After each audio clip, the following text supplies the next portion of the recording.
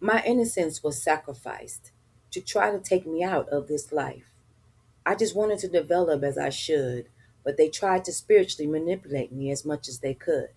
They knew I needed guidance and someone to provide, but they were so fake, jealous, and envied inside, speaking ill intentions on my name, using me as a scapegoat and making me the blame, voodooing me to not experience love. They're so foolish because that comes from above.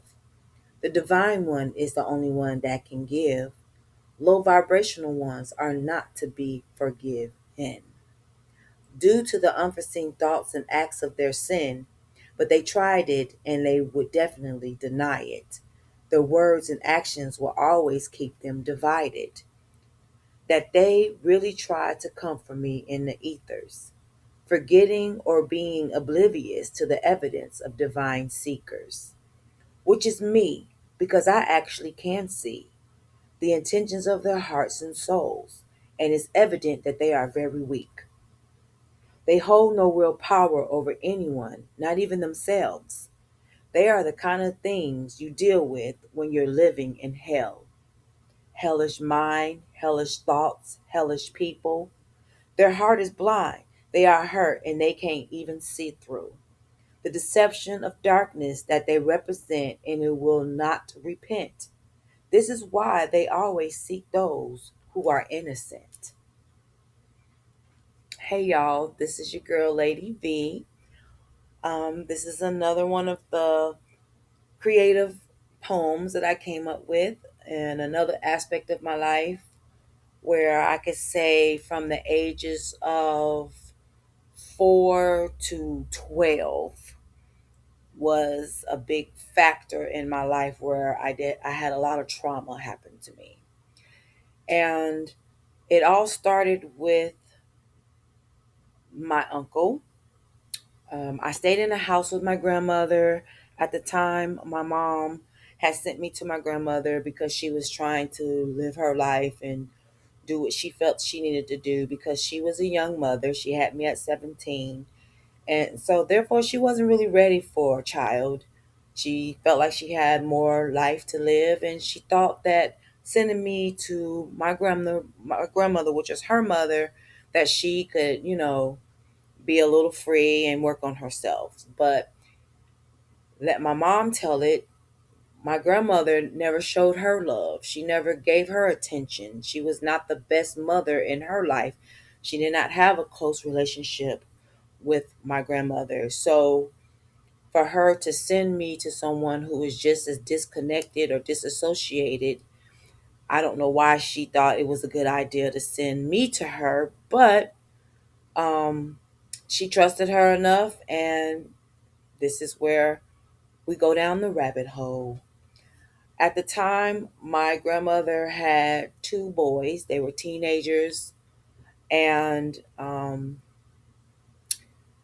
one was about maybe 17, 18. Another one was probably about 14, 15. And I had a bunch of cousins. And, you know, thinking that, I was in a safe environment, but no, I was not, because around age 4 is when my uncle, the 18-year-old, started to molest me. It started off as simple as um, him playing a game with me, because back in the day, they used to have the Atari game system. And I remember specifically, he used to go in his room and close himself off in the room. And when he wanted something, he would call me in there, and, whether that was to bring him something or whatever the case may be. My grandmother was not very attentive because she was going through her own issues, her own unresolved issues of whatever she was going through in her life. So my grandmother was known to kind of be a little off, mentally disturbed. They thought that she was crazy. She was known in the neighborhood as a witch. And when she used to drink that vodka, that's when all of her intrusive thoughts and emotions and actions would come out, and she started acting accordingly.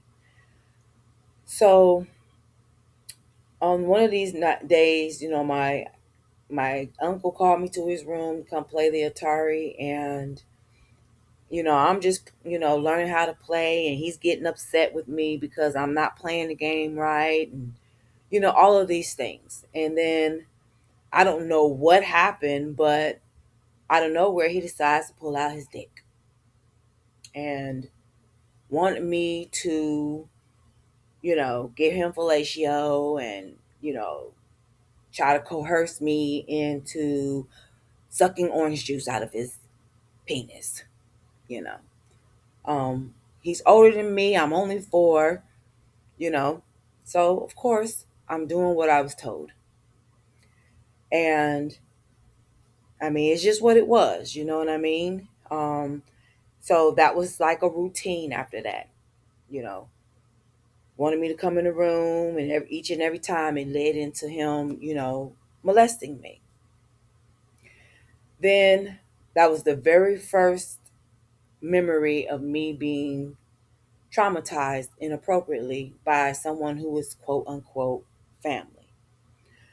So shortly after that, then he started, grooming me by rubbing his penis up and down my asshole. And, I know I sound very vulgar when I say these things, but I'm giving you explicit words because the things that happen to children when they're innocent, you have to know the severity of it, regardless of how hard it is to hear it, to know that it happens, to know that there are people out here who do these things.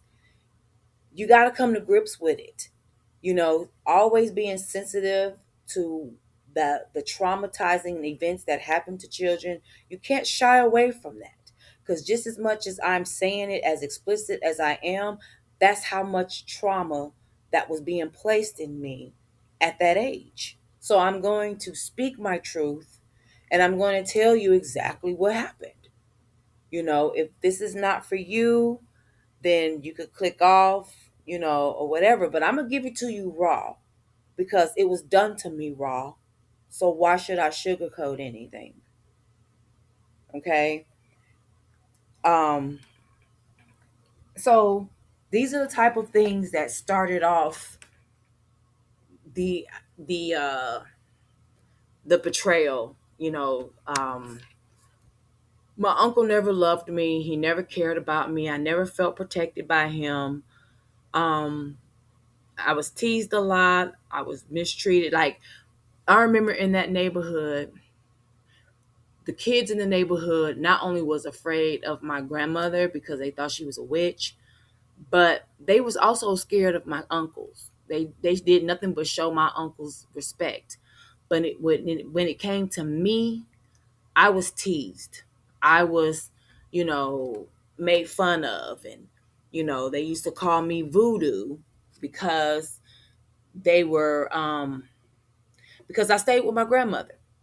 And they wouldn't tell her that, and they wouldn't tell my uncle that, but they sure made me feel secluded and ostracized. So I remember they used to run around with the cross fingers, like holding up a cross, and they would run away from me every time I came around. They spread all that around the school to where kids who didn't know me, who didn't stay in our neighborhood, was calling me voodoo and treating me bad. So I had a very bad childhood.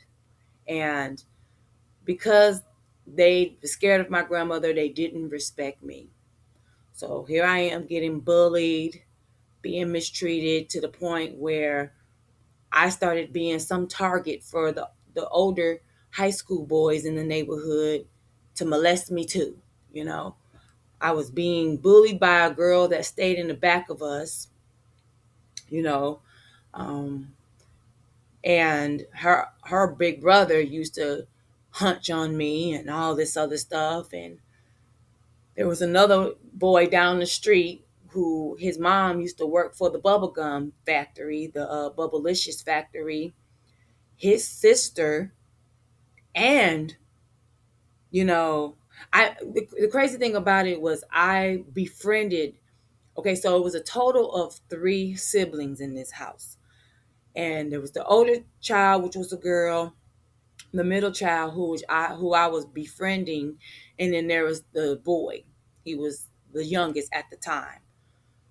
So I was befriending the middle child because when I was younger, I would get up in the morning because my grandmother was so unbearable. She would always wake up cussing and fussing and going off and, you know, just going through her trauma to where I will always find a reason to leave out the house. I'll be in my pajamas and be outside, just get up early in the morning, 7 o'clock in the morning, and be gone. You know what I'm saying? All day long. And because I just couldn't stand being in the house. And I would sometimes go and try to knock on people's doors and find out if they had kids that I could play with. And that's how I got to know a lot of the kids in the neighborhood.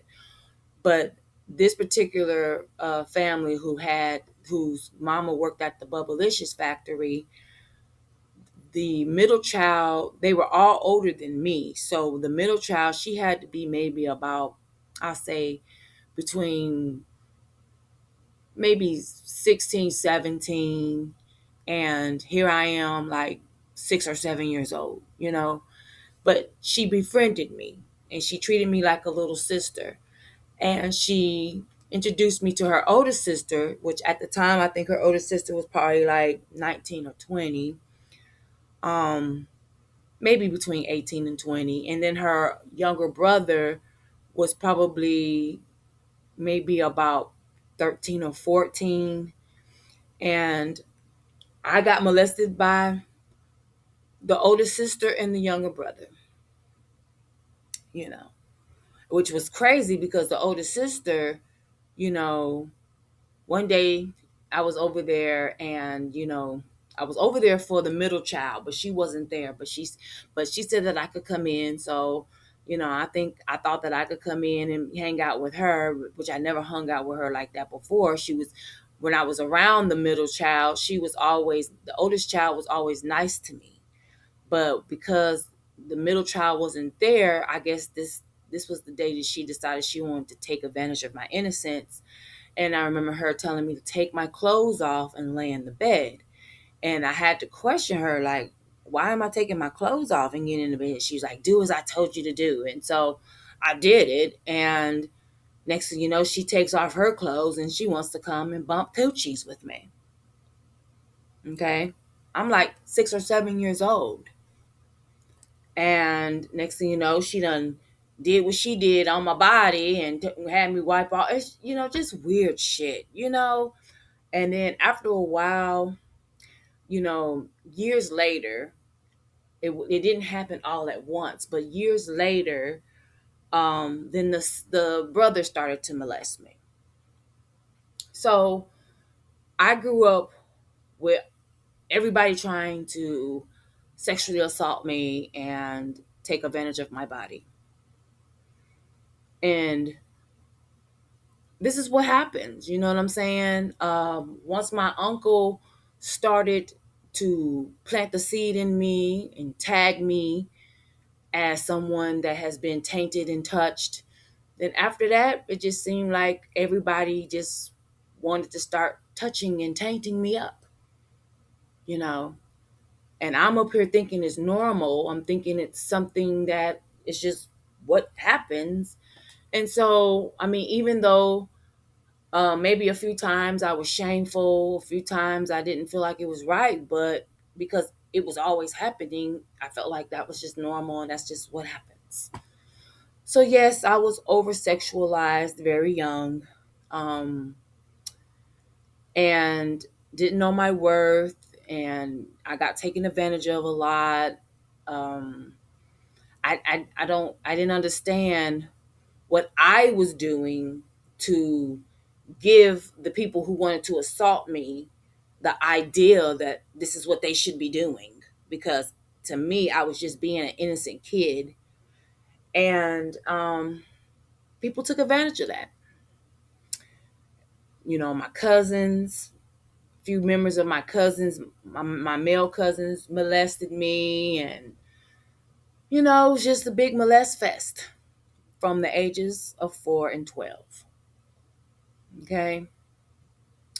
And that was my upbringing. That was my childhood. I stayed in a small city on the outskirts of Chicago. And the year that my grandmother had got kicked out of her house, the government literally came and kicked my grandmother out the house and sat all her stuff out on the porch and on the lawn.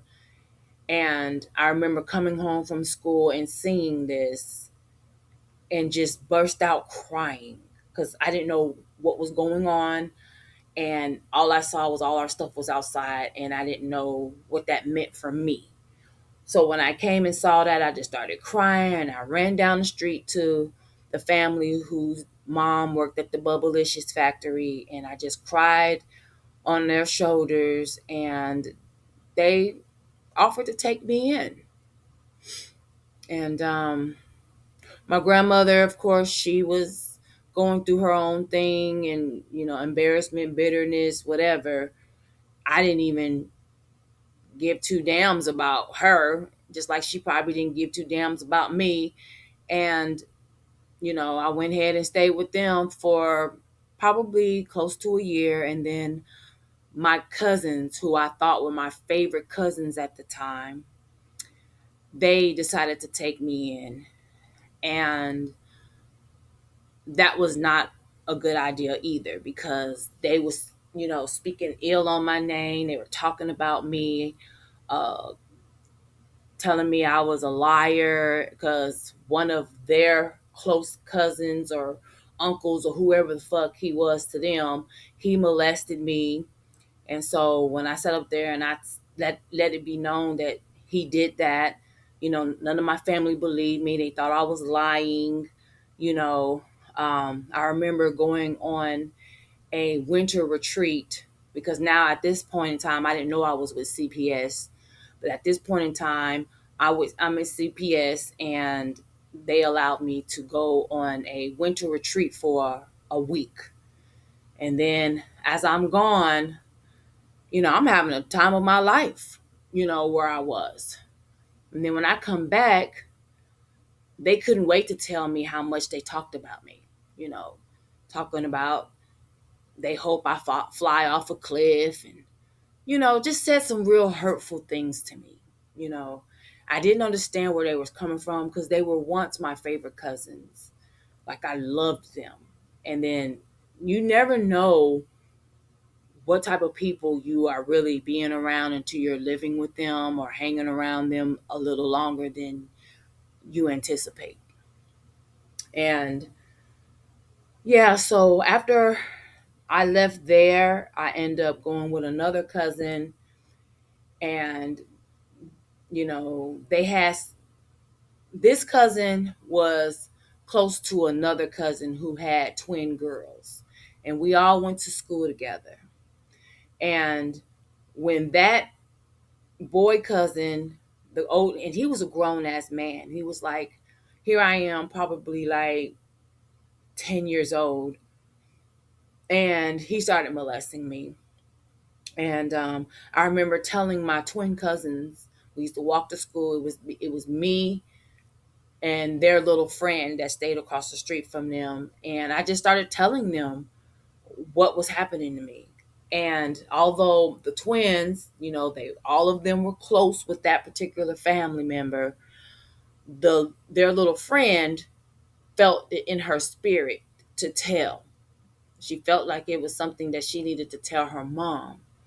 And so her mom told my twin cousins, and then they also told my uncle, my young uncle, and then that's when my young uncle came to fight my cousin and try to jump on him for doing what he had been doing to me. Because that particular cousin would get drunk, and he would make me suck on him. And when I didn't want to, he would twist my arm up and pinch me and do all this weird stuff. So when it came out, his mom was trying, which she was also somebody who I thought was my favorite family member, but she switched on me and changed on me too. Um, she actually started taking up for her son because she only had one child, and it was like this was mama's baby, he could do no wrong. And I remember her throwing me in the basement when my uncle came over there to beat them up. They threw me in the basement, tried to keep me locked up in the basement. It was just a whole bunch of stuff. I remember because I told on him, he had kicked me and made me hit my head on the door. And I still got that scar in the middle of my forehead where I started bleeding. I mean, it was just, I'm telling you, this is trauma. You know what I'm saying? This is what I was going through. And so finally, my mom had to do all she could to come get me. During the time that I was away from my mom, my family was always telling me how much my mom didn't want me. She didn't love me. She didn't want me because if she did, I would be with her. And, just doing anything to make me feel like I was alone, like nobody cared. And I took a lot of this stuff in. I don't think I really cried um, hearing these things. I just took all of it in and just let it be what it was and moved accordingly. When a person has been traumatized and told these things and programmed to be made to feel like they're nothing or no one or no worth or nobody cares, of course it's going to show in your actions. Of course you're going to start acting out and doing stuff and having behaviors and things like that because that's the only way you can process your pain. I felt like I'm such a talkative person that I felt like I told as many people as I could. But instead of people finding sympathy and empathy, compassion, and wanting to help me, they used that pain against me and they started treating me the same way. They did the same thing to me. They took my trauma and used it as fuel to hurt me even more. Tell all my business, spread it all around. I'm the talk of the town. Now I'm being labeled as a whore and a slut, and I'm now it's easy for people to believe that I'm having sex with folks that I ain't even having sex with. Just things like that. I'm being bullied. I had all these girls being jealous of me, wanting to fight me. If they found out a boy like me, then next thing you know, they're slandering my name and talking about me like a dog and turning the boys against me to not want me no more or like me anymore. It was very tumultuous growing up as an adolescent having to deal with this.